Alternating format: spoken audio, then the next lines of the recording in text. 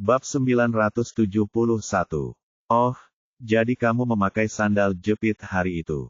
Clue memandang ekspresi Nicole, merasa seolah-olah dia telah ditipu. Kau benar, sebenarnya bukan kau yang menutupi wajahmu, tapi kau yang menelepon di pilar itu. Semua orang mengikuti jejak Nicole dan melihat orang di sebelah pilar dalam rekaman itu. Bahkan dengan kacamata hitam, mereka dapat dengan mudah mengenali Clue, mengingat keakraban mereka dengannya. Clue, kamu benar-benar menelepon tadi. Miley, yang sangat mencintainya, angkat bicara untuk membimbingnya. Ya, aku sedang menelepon dan berbicara dengan manajerku. Clue berbohong saat menerima sinyal dari Miley. Tidak apa-apa jika kau tidak mengakuinya. Ayo terus menonton. Nicole menatap kepala pelayan keluarga itu. Video itu berlanjut. Selama berhari-hari, Clue menelepon di pilar, lalu dia berpura-pura seolah-olah dia tidak sengaja bertemu Nicole dan memintanya untuk mengantarkan berlian itu. Itu saja videonya untuk saat ini. Saya yakin kalian semua punya pertanyaan di benak kalian setelah menontonnya. Sekarang saya akan mengupasnya bersama kalian semua. Sekarang ada dua tersangka, saya dan Clue. Jadi kita bisa mempersempit pencarian. Orang yang menukar berlian itu adalah aku atau Clue dan tidak ada orang lain. Nicole menyapukan pandangannya ke semua orang, mencari konfirmasi, dan mereka semua tidak keberatan dengan analisisnya. Mari kita bicarakan tentang aku dulu. Apa motifku? Mengapa aku harus menukar sesuatu yang kutahu adalah untuk kakek? Kau pasti sudah serakah dengan berlian itu dan menukarnya untuk dirimu sendiri. Snow menatapnya dan mengemukakan analisisnya. Jika kita mengikuti analisismu, bukankah aku sedang menembak kakiku sendiri? Akulah yang mengirimnya ke kakek, dan akulah yang menukar berlian itu. Jika itu kamu, apakah kamu akan sebodoh itu untuk berpikir bahwa kakek tidak tahu? Jadi alasan itu tidak masuk akal, aku tidak punya motif untuk menukar berlian itu. Snow tidak dapat menemukan kata untuk menjawab. Jika saya tidak menukar berlian, pada titik manakah berlian tersebut ditukar? Pasti sebelum aku mendapatkan berlian itu. Jadi pertanyaannya adalah, kurasa Clue sudah memiliki berlian itu sebelum aku mendapatkannya, bukan? Nicole menatap Clue, dan semua mata mengikutinya. Kenapa kalian semua menatapku? Aku tidak melihat berlian apapun. Kenapa aku harus mengambil berlian yang diberikan kepada kakek? Kata Clue. Nicole, setelah semua pembicaraan itu, masalahnya ada padaku, kan? Itu benar. Baiklah. Karena kau bilang masalahnya ada padaku, tunjukkan padaku buktinya, atau jangan biarkan aku yang disalahkan untukmu. Clue menatap Nicole tanpa ekspresi dengan kedua lengan terlipat di depan dadanya. Aku tahu kau akan berkata begitu. Nicole mengeluarkan ponselnya dan membuka sebuah gambar. Coba lihat. Nicole menaruh ponselnya di atas meja agar semua orang bisa melihatnya. Miley adalah orang pertama yang mengambilnya dan memeriksanya. Apa yang tersirat dari gambar berlian? Anda dapat mengambil gambar sebanyak yang Anda inginkan dengan berlian di tangan Anda. Damien mengambilnya dan melihatnya juga, tetapi tidak melihat apapun. Namun ketika Clue melihatnya, pupil matanya mengecil, karena yang ada di gambar itu tidak lain adalah tas tangannya. Semua orang hanya memperhatikan berlian itu dan mengabaikan tas tangannya, tetapi Clue mengenalinya pada pandangan pertama. Bab 972. Clue punya penglihatan yang tajam dan mengenali tas tangannya pada pandangan pertama. Nicole tersenyum saat melihat ekspresi Clue berubah. Tas tangan apa? Aku tidak tahu apa yang kau bicarakan. Clue tidak berani menatap mata Nicole. Ia mengelak dan langsung melempar ponselnya ke atas meja. Baru setelah Nicole mengingatkan semua orang, mereka memperhatikan tas tangan di gambar. Tas ini terlihat familiar. Sepertinya aku pernah melihat Clue membawanya, kata Raine tanpa berpikir, dan ucapannya langsung menarik perhatian semua orang. Kenapa kalian semua menatapku seperti itu? Apa aku mengatakan sesuatu yang salah? Tanya Raine karena takut.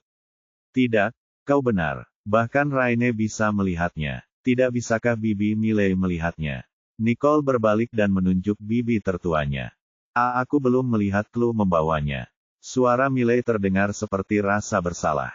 Kalau aku tidak salah, tas tangan itu ada di rumah Clue sekarang, Tapi aku tidak punya waktu sejauh itu untuk mendapatkannya untuk semua orang, jadi aku punya foto lain untuk ditunjukkan kepadamu di sini. Bisakah kamu membantuku menunjukkan gambar di flash drive itu? Nicole bertanya kepada kepala pelayan keluarga. Sebuah gambar seorang gadis yang sedang bersuah foto muncul di layar lebar, dan tak lain dan tak bukan adalah Chloe yang menenteng tas tangan itu di sisinya. Damien berteriak dengan marah, berdiri. Chloe begitu ketakutan hingga ia segera bangkit dari tempat duduknya sambil menggigil. Jelaskan apa yang kau lakukan pada kakek. Damien, meskipun marah, memberi Chloe satu kesempatan lagi untuk menyerahkan diri. Kakek, aku salah. Aku serakah dan menukar berlian itu, kata Chloe sambil menangis. Apa yang kau tangisi? Bagaimana mungkin kau punya keberanian untuk menangis ketika kau telah melakukan kesalahan? Apakah itu sesederhana kau serakah? Tuan Riddlesir menegur. Saya benar-benar tidak menjebak Nicole, kata Chloe dalam pembelaannya yang kekanak-kanakan. Video itu ada di sana, dan kamu bilang kamu tidak bermaksud begitu. Tuan Riddlesir benar-benar marah padanya, tidak menyangka cucunya yang seorang aktris cemerlang akan mempermainkan pikirannya dan menjebak sepupunya di keluarga itu. Kenapa kamu tidak datang ke sini dan berlutut serta mengakui kesalahanmu kepada kakek? Damien melihat situasi itu dan membuka mulutnya, tetapi sebenarnya dia mencoba untuk memaafkan Chloe. Chloe segera menghampiri Tuan Riddlesir, dan berlutut dengan air mata mengalir di pipinya. Ayah, Chloe tahu dia salah. Tolong maafkan dia kali ini demi Chloe yang baru pertama kali melakukan kesalahan. Damien berdiri dan membungkuk di hadapan Tuan Riddlesir, untuk memohon belas kasihan Chloe. Paman Damien, sikap pilih kasihmu terlalu kentara, ya. Chloe menginginkan berlian langka milik kakek dan menjebakku untuk itu. Dia telah melakukan dua kesalahan besar sekaligus. Apakah cukup baginya untuk berlutut dan mengakui kesalahannya? Nicole tidak akan mengkompromikan pendiriannya kali ini. Dia bertekad untuk menjadikan Chloe contoh dan memperbaiki budaya tidak sehat dalam keluarga. Ya, Nicole benar. Dia tidak bisa begitu saja mengakui kesalahan dan membiarkannya begitu saja. Suruh dia pulang dan segera bawa berlian itu kembali kepadamu. Dia tidak perlu kembali untuk mengambil berlian itu. Karena dia telah melakukan kesalahan, dia tidak bisa dibiarkan begitu saja. Nicole menatap dingin ke arah Chloe, yang mendongak ke arah Nicole. Dengan tatapan mata yang jahat. Apa yang dikatakan Nicole mengejutkan semua orang. Mereka bertanya-tanya apa yang membuatnya berkata Chloe tidak perlu mendapatkan kembali sesuatu yang sangat berharga, terutama ketika Tuan Riddlesir belum mengatakan apapun. Chloe tahu dia salah, dan kakek tidak mengatakan apapun, jadi siapa kamu yang berani bicara di sini? Damien putus asa. Benar sekali. Itu berlian kakekmu. Siapa kau berani menelepon? Karen menatap Nicole dengan tidak puas. Bab 973. Semua orang mengeluh tentang Nicole. Nicole berhak mengatakan itu. Bagaimanapun, dia adalah korban. Saya rasa masalah ini ada di tangan Nicole. Tuan Riddlesir membiarkan Nicole memutuskan nasib Chloe. Ayah, bagaimana bisa ayah membiarkan seorang junior? Tuan Riddlesir melotot ke arah Damien, dan Damien langsung menjawab. Ketika orang lain di meja melihat Damien takut berbicara, mereka tidak berani menengah atas nama Chloe. Mereka menatap Nicole untuk melihat apa yang akan dilakukannya pada Chloe. Nicole menyapukan ke wajah semua orang, dan mereka semua memperhatikan, merasa marah tetapi takut untuk berbicara. Ia kemudian mengeluarkan sebuah kotak dari sakunya, membukanya, dan meletakkannya di depan Tuan Riddlesir. Sebuah berlian hijau Dresden yang cemerlang terpantul di pupil matanya, dan semua orang yang hadir membeku di tempat duduk mereka. Bukankah itu di tempat Chloe? Bagaimana bisa berakhir di tempatmu? Karen tidak bisa mempercayai apa yang dilihatnya. Ya, Nicole, apa yang terjadi? Semua orang benar-benar bingung. Aku sudah menyiapkan semuanya sebelumnya kalau-kalau Chloe menghancurkan bukti karena putus asa. Kakek, ini adalah berlian hijau Dresden yang asli, kata Nicole sambil melihat ke arah Tuan Riddlesir. Tuan Riddlesir mengambil berlian itu dan memeriksanya. Teksturnya bagus, bagus. Chloe melihat dan tidak dapat mempercayainya, seolah-olah dia sedang bermimpi. Ini tidak nyata. Nicole tidak mungkin mendapatkan berlian itu. Dia pikir dia telah menyembunyikannya dengan aman, dan tidak ada seorang pun di dunia ini yang akan terlihat kecuali dirinya sendiri. Ia telah mencoba memecahkan Nicole dengan berlian itu, tetapi tampaknya tidak mungkin lagi. Chloe, kamu terlalu percaya diri.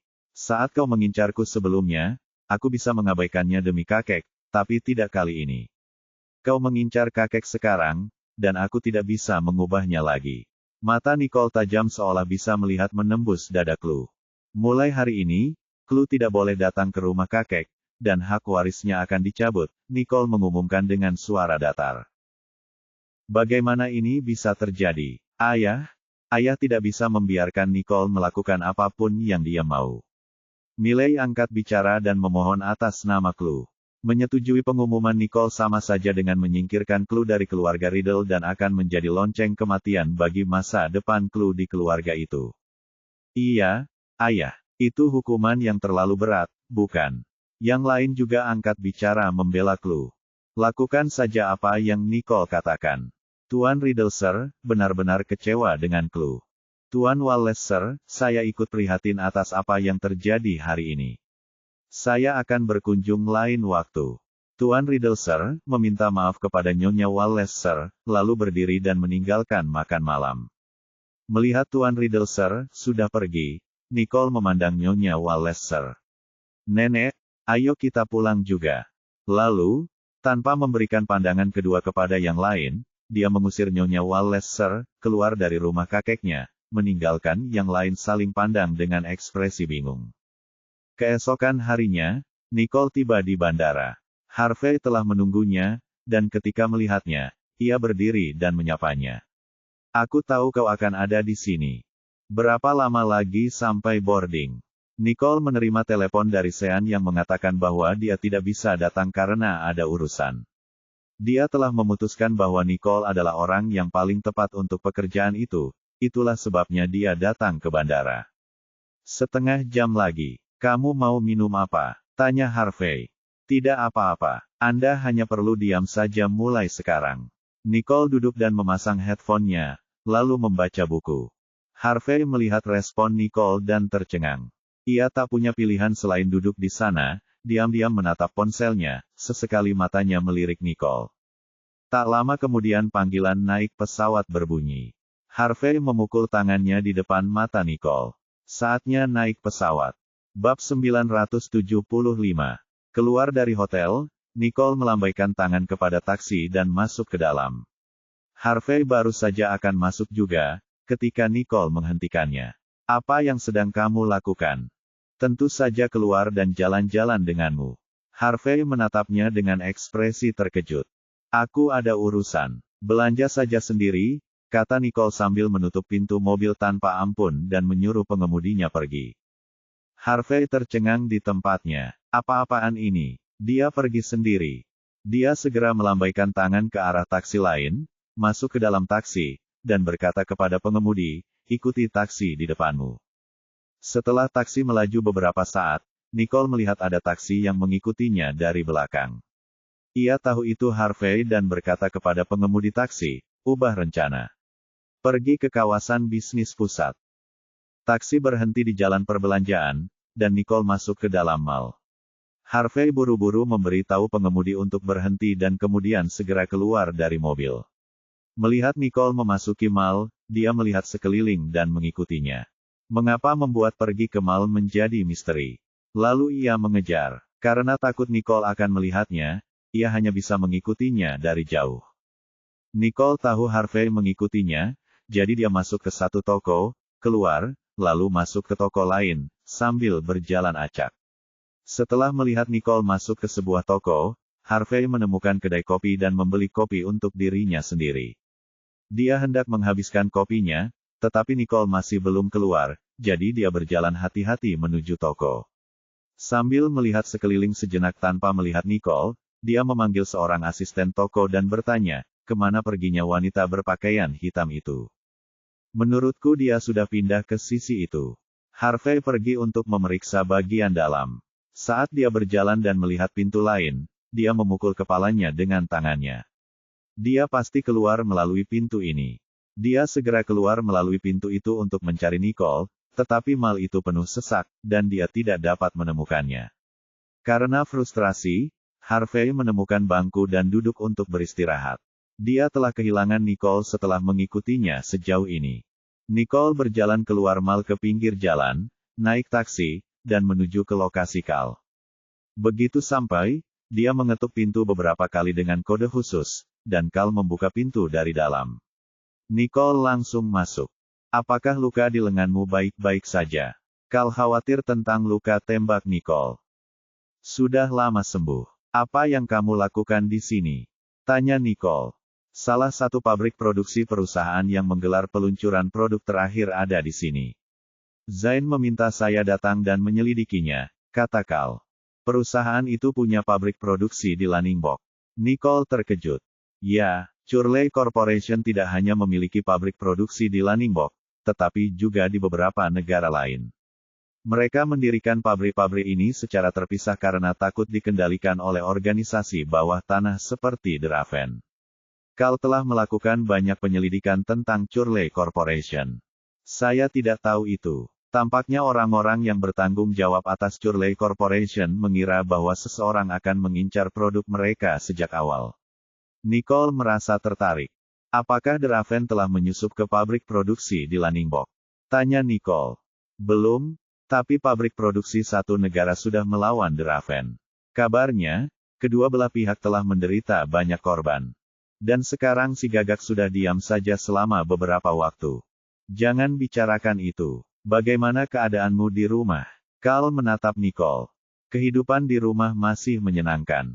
Aku baru saja menyelesaikan ujianku, dan sekarang aku akan datang untuk mengikuti seminar, dan kemudian aku akan pergi jalan-jalan dengan Jared. Nicole menunjukkan ekspresi penuh kerinduan di wajahnya ketika dia bercerita tentang perjalanan itu. Aku senang melihatmu bahagia. Mata Carl gelap dan berkilau. Dia bahagia selama Nicole bahagia. Senang. Aku khawatir padamu dan Zain. Raven tidak bisa dianggap remeh. Kau harus berhati-hati. Bab 976. Lupakan saja. Sebaiknya aku bicara dengan Zain dan kembali bertarung bersama kalian. Daripada mengkhawatirkan mereka setiap hari, lebih baik kembali ke organisasi dan bergabung dengan mereka dalam misi mereka. Lebih baik kau tinggal di rumah. Aku mungkin tangguh jika kau di sampingku, tetapi aku akan mengkhawatirkanmu. Tidak seperti sekarang, saat aku bisa menghadapi musuh tanpa rasa khawatir. Carl mengungkapkan pikirannya secara tersirat kepada Nicole. Kapan aku pernah membuatmu khawatir? Akulah yang mengkhawatirkanmu, oke. Nicole menatapnya tajam. Berapa hari kau akan berada di sini? Nicole menatap Carl dengan mata berbinar. Kalau tidak ada masalah, seharusnya saya punya waktu 3 hari lagi sebelum berangkat ke pabrik berikutnya, kata Carl dengan wajah serius. Nicole mengangguk. Aku juga harus naik pesawat 3 hari lagi, jadi kita masih bisa bertemu kalau kamu belum berangkat saat itu. Tentu. Tetaplah berhubungan. Tetaplah berhubungan. Aku pergi sekarang. Nicole dan Carl saling berpelukan, dan dia pergi dengan gaya. Setelah kembali ke hotel, Nicole mendengar ketukan di pintu tepat saat dia hendak tidur. Dia pergi untuk membuka pintu dan melihat Harvey di luar. Kamu lagi. Apa yang bisa kulakukan untukmu? Nicole menatapnya dengan tidak sabar. Bisakah kita masuk dan bicara? Harvey melihat sekeliling lorong yang kosong. Kita bicara di sini saja.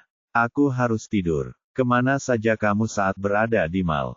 Harvey telah memikirkan hal ini sejak dia kembali dan tidak dapat menemukan jawabannya. Hanya ini. Nicole pikir itu sesuatu yang serius, tapi ternyata itu menanyakan kemana dia pergi. Ya, hanya ini. Harvey menatap Nicole dengan bingung. Nicole membanting pintu dan kembali tidur.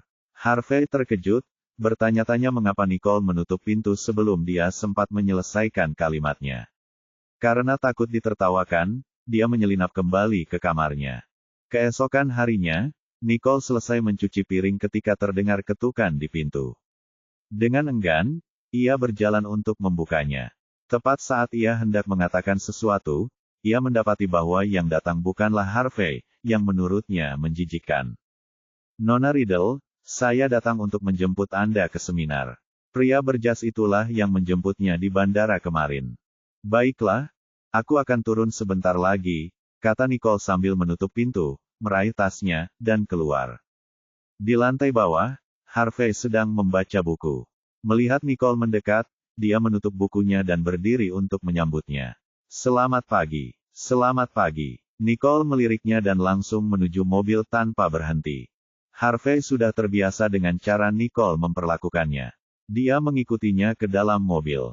Tak lama kemudian, mobil itu berhenti di depan sebuah gedung. Nona Riddle, Tuan Ellison, seminarnya ada di lantai 30. Seseorang di dalam akan menyambut kalian. Terima kasih. Nicole dengan sopan mengucapkan terima kasih kepada pria itu, keluar dari mobil, dan berjalan masuk ke dalam gedung. Harvey, bukankah kamu sudah diberitahu rute dan alamat seminarnya sebelum kamu datang? Tanya Nicole sambil berjalan. Bab 977. Benar. Jadi, kenapa kau tidak memberitahuku? Nicole tiba-tiba menoleh ke belakang untuk meliriknya sekilas sebelum melanjutkan langkahnya. Maaf, kukira Sean sudah memberitahumu, kata Harvey dengan rendah hati. Seorang petugas sedang menunggu di lobi. Ketika dia melihat Nicole dan Harvey masuk, dia menghampiri mereka untuk menyambut mereka. Nona Riddle, Tuan Ellison, silakan ke sini.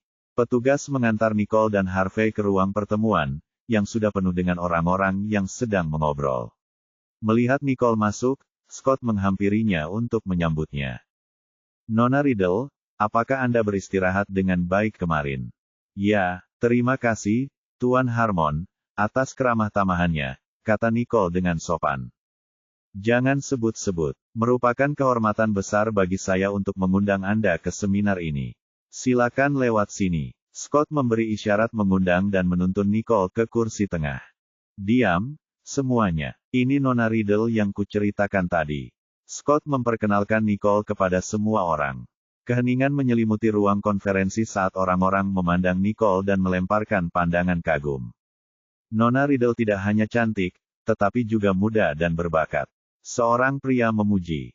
Merupakan suatu kehormatan bagi saya untuk berkesempatan bertemu dengan Anda hari ini. Ya, aku sudah banyak mendengar tentangmu, tapi hari ini akhirnya aku bisa bertemu denganmu secara langsung.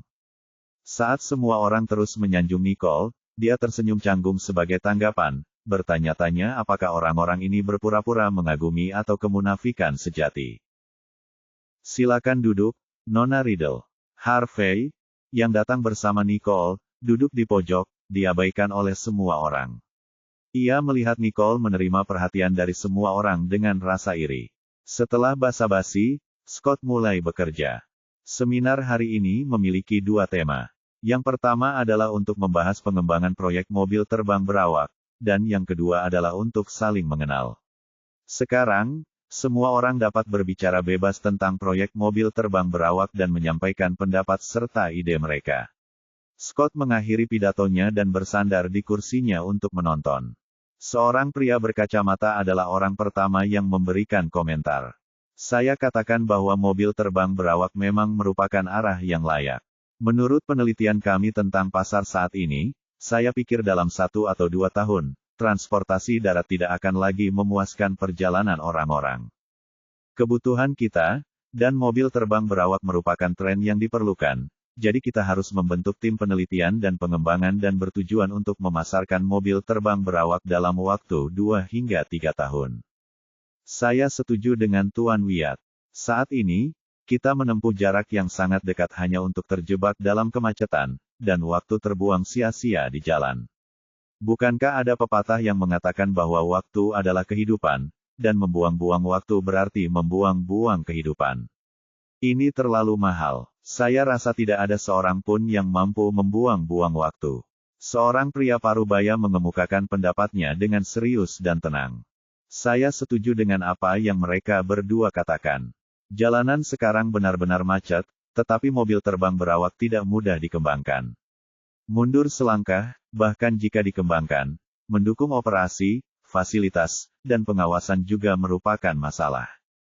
Apa yang disampaikan Bapak Moreno memang menjadi masalah yang nyata. Dengan kemampuan yang kami miliki saat ini, mengembangkan proyek ini agak sulit. Saran saya, lebih baik mengerjakan proyek-proyek yang memang sudah kami kuasai. Dengan begitu, kami bisa mengerjakannya dengan baik, dan bisa mendapatkan hasil lebih cepat. Ya, waktu adalah uang. Proyek mobil terbang berawak akan sangat menguntungkan jika dapat menghasilkan keuntungan dalam 5 tahun.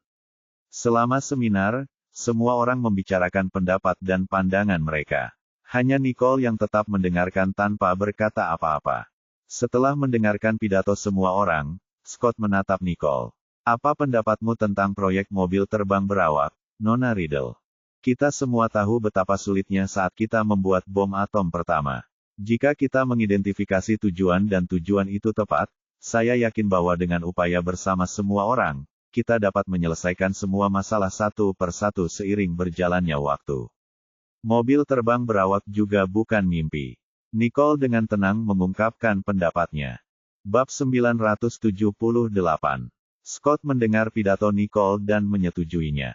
Ia tidak menyangka Nicole akan memiliki visi seperti itu di usianya yang masih muda.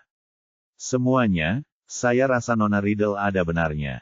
Dulu, para leluhur kita bisa berdiri sendiri dan berjuang keras demi bangsa, dan semangat kerja keras seperti ini sangat layak untuk kita pelajari.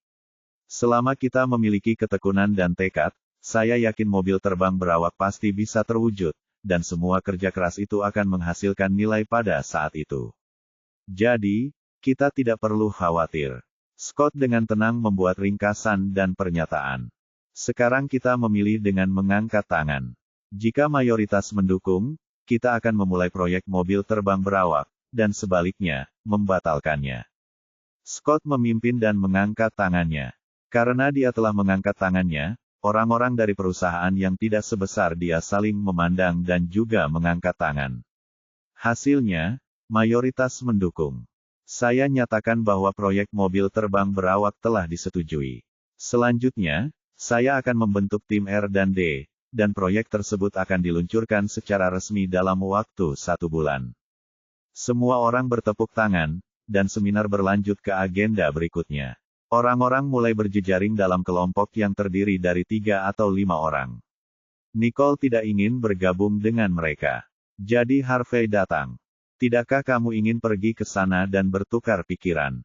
Tidak, kau saja yang duluan. Nicole berdiri di dekat jendela, melihat pemandangan di luar. Baiklah, kau tinggallah di sini untuk menikmati pemandangan. Dengan itu, Harvey menuju ke kerumunan. Halo, Tuan Allen. Nama saya Harvey Ellison. Ah, Tuan Ellison, saya sudah banyak mendengar tentang Anda. Tuan Ellison, apakah Anda datang bersama Nona Riddle pagi ini? Tuan Allen melirik Nicole, lalu bertanya pada Harvey. Ya, mengapa Nona Riddle tidak datang dan berbicara? Dia tampak bosan berdiri di dekat jendela sendirian, kata Ten. Allen. Dia ingin menikmati pemandangan. Harvey melirik Nicole lalu menjelaskan. Menikmati pemandangannya, ya. Saat Harvey sedang berbicara dengan Ten. Allen, seorang pria seusia Nicole menghampirinya sambil membawa segelas anggur. Hei, pemandangan dari sini sungguh menakjubkan. Nicole bahkan tidak menatapnya dan terus melihat keluar jendela. Dia sama sekali tidak ingin berhubungan dengan para pebisnis itu. Melihat bahwa dia tidak memandangnya, pria itu memperkenalkan dirinya. Halo, nama saya Ike. Saya baru saja mendengar pidato Anda. Menurut saya, Anda sangat menawan, seperti seorang jenderal yang hebat. Seperti seorang jenderal besar. Apakah itu cara untuk menggambarkan seorang gadis? Nicole tiba-tiba terhibur dengan kata-katanya. Kamu terlihat cantik saat tersenyum. Ike menatap Nicole dengan mata berbinar. Nicole menahan senyumnya dan bertanya, apakah seperti ini cara orang mengobrol dengan gadis-gadis zaman sekarang? Ngobrol dengan cewek, kurasa kau salah. Sekarang saatnya berjejaring. Kudengar kau mewakili Riddle Corporation dan kupikir aku akan datang dan bicara denganmu. Ike menjelaskan, Nicole memang cantik, tapi bukan itu alasan percakapannya dengannya. Nicole menyadari bahwa ia telah melakukan kesalahan dan meminta maaf karena malu. Maafkan aku tidak percaya aku lupa. Kau tahu Riddle Corporation? Nicole menatapnya dengan heran, bertanya-tanya bagaimana orang asing bisa tahu tentang Riddle Corporation, yang tampaknya tidak terkenal. Ketika saya datang ke sini pagi ini, Tuan Harmon berbicara sedikit tentang Anda, jadi saya tahu sedikit tentang Anda, jelas Ike, berusaha keras untuk berbicara dalam bahasa Hustuaberg. Tidak heran, Nicole mengangguk tanda mengerti. Nona Riddle, bisakah Anda berbagi beberapa ide tentang proyek mobil terbang berawak? Ike menyukai apa yang dikatakan Nicole sebelumnya. Ia telah terlibat dalam penelitian di bidang ini, jadi ia memiliki harapan besar untuk proyek ini. Saya tidak tahu banyak tentang proyek ini, dan saya hanya mengatakan apa yang terlintas di pikiran saya. Nicole tidak ingin berbicara terlalu banyak dengannya karena dia tidak terlalu tertarik dengan proyek tersebut. Bab 979. Baiklah, tapi aku tak sabar untuk bertemu denganmu di kelompok R dan D. Sampai jumpa. Ike bisa melihat bahwa Nicole tidak ingin berinteraksi terlalu banyak dengannya dan hanya bisa pergi diam-diam, tetapi dia mengaguminya. Setelah Ike pergi, Harvey menghampiri Nicole. Kau kenal orang itu? Tidak. Bagaimana dia bisa datang untuk berbicara denganmu jika kamu tidak mengenalnya? Harvey menatap ke arah tempat Ike pergi. Apa urusanmu dengan siapa aku bicara? Apa kau sudah selesai mengobrol dengan mereka? Nicole melirik ke arah para petinggi yang masih bersosialisasi di tempat itu. Kami sudah bicara. Saya merasa cukup yakin dan seharusnya bisa mendapatkan kesepakatan untuk Ellison Group. Harvey senang dengan penampilannya saat ini. Scott menghampiri Nicole. Nona Riddle, apakah Anda tertarik dengan proyek ini? Maksudmu program mobil terbang berawak? Nicole menatapnya dengan heran, bertanya-tanya mengapa dia menanyakan hal itu padanya. Ya, saya akan segera membentuk tim R dan D. Jika Anda punya waktu, saya harap Anda bisa bergabung. Scott hanya ingin Nicole merasa terlibat, ia tahu Nicole bukan ahli dalam bidang R dan D ini. Saya tidak tahu apa-apa tentang R dan D, dan sepertinya saya tidak bisa banyak membantu. Nicole menolak dengan sopan. Tidak masalah. Senang sekali Anda bisa menyaksikan pertumbuhan mobil terbang berawak bersama kami, kata Scott santai, tanpa memaksa Nicole untuk ikut bergabung. Tidak apa-apa untuk menyaksikan bersama, dan saya merasa terhormat untuk menyaksikan proses pengembangan mobil terbang berawak, kata Nicole dengan rendah hati. Bagaimanapun, proyek sebesar itu tidak mungkin diikuti oleh orang kebanyakan, dan dia akan senang jika dia hanya menonton. Harvey menyaksikan dengan cemburu dari pinggir lapangan saat Scott mengundang Nicole untuk ikut serta tanpa mengundangnya. Tuan Harmon, Ellison Group akan dengan senang hati memberikan dukungan untuk proyek ini jika diperlukan. Harvey mengajukan diri. Ia akan bekerja keras untuk apapun yang memberinya kesempatan untuk bertemu Nicole. Scott menatapnya dan dengan sopan menolak. Terima kasih atas dukungan Anda, Tuan Ellison. Nona Riddle, buat dirimu nyaman. Ada pesta malam ini. Sampai jumpa nanti. Scott terus berbicara dengan Nicole lalu pergi tanpa berinteraksi dengan Harvey lagi. Apa maksud Tuan Harmon? Tidak ada. Setelah itu, Nicole menuju pintu. Harvey mengikutinya dari belakang. Pelan-pelan saja dan tunggu aku. Nona Riddle. Nicole berbalik dan melihat bahwa itu adalah orang yang sama dari sebelumnya. Ike melangkah maju dan berkata, apakah kamu punya waktu nanti? Aku tahu tempat yang menarik. Apakah kamu tertarik? Tentu saja. Lagi pula, dia tidak punya hal lain untuk dilakukan, jadi dia mungkin lebih baik jalan-jalan saja daripada kembali ke hotel. Kau, Harvey terbatuk saat dia melihat ke arah Ike. Halo, Tuan Ellison, nama saya Ike, Ike menyapa Harvey. Halo, aku teman Nicole. Ike tersenyum pada Harvey saat mendengar bahwa dia adalah teman Nicole. Apakah kamu ingin bergabung dengan kami? Dia tidak bisa pergi. Dia punya hal lain yang harus dilakukan. Nicole menimpali dan menjawab atas nama Harvey tanpa menunggunya berbicara. Itu tidak penting. Aku bisa bergabung dengan kalian. Harvey berkata dengan nakal, karena hal terakhir yang ia inginkan adalah meninggalkan pria asing itu berduaan dengan Nicole. Bab 980. Nona Riddle, silakan. Ike memberi isyarat dengan tangannya. Nicole melirik Harvey lalu berjalan maju sementara Harvey dan Ike mengikuti dari belakang. Di dalam mobil Ike, Nicole sedang mendengarkan musik di belakang. Harvey sedang duduk di kursi penumpang depan saat Ike mengemudikan mobilnya menjauh. Setelah 20 menit, mobil berhenti di depan sebuah pusat pengalaman. Nicole melihat keluar mobil. Pusat pengalaman gurita. Ya, ini pengalaman bermain game. Aku dengar ini tempat yang wajib dikunjungi, kata Ike. Kalau begitu, mari kita coba. Nicole memimpin. Dia keluar dari mobil dan masuk ke dalam, lalu tiba di pintu dan dihentikan oleh staf. Tolong tunjukkan tanda nomormu. Ike segera menghampiri. Ini dia, hak cipta Noveldram A.org. Petugas memeriksa ketiga tanda nomor sebelum mengizinkan mereka masuk. Pusat pengalaman dengan pemeriksaan tiket. Ini tidak seperti bioskop. Harvey mengeluh. Konon katanya tempat ini hanya menerima 200 orang.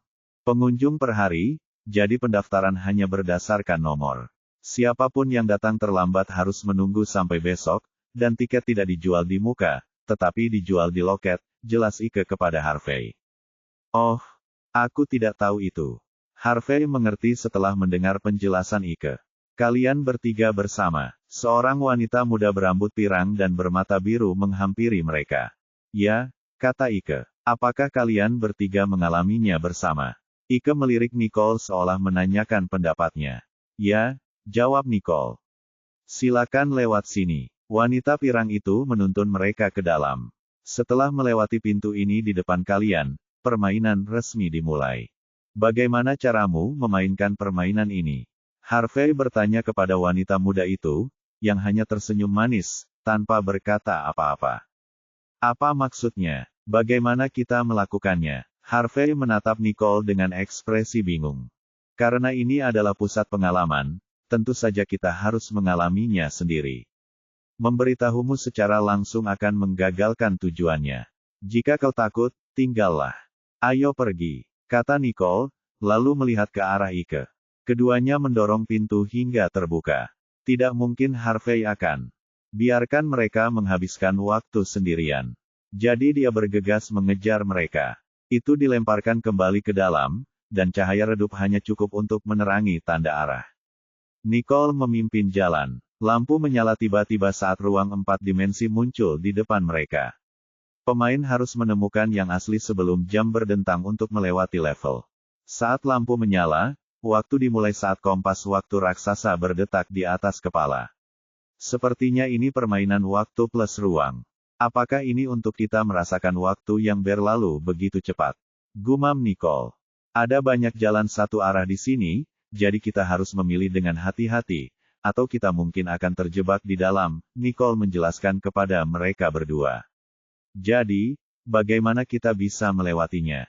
Harvey menatap Nicole. Pasti ada pola yang harus dicari. Ike pandai menganalisis. Ada banyak cermin di depan, dan di antara setiap cermin ada lorong yang sulit untuk diketahui kemana arahnya. Satu-satunya pilihan adalah masuk dan memeriksanya sendiri. Hal baiknya adalah, mereka masih bisa keluar jika mereka tidak masuk terlalu dalam. Namun, di balik pintu cermin, itu adalah titik yang tidak bisa kembali. Ini hampir persis seperti yang dipikirkan Nicole. Ike mencoba melihat waktu, tetapi kompas jamnya hilang. Di tempatnya ada galaksi. Mengapa jamnya hilang?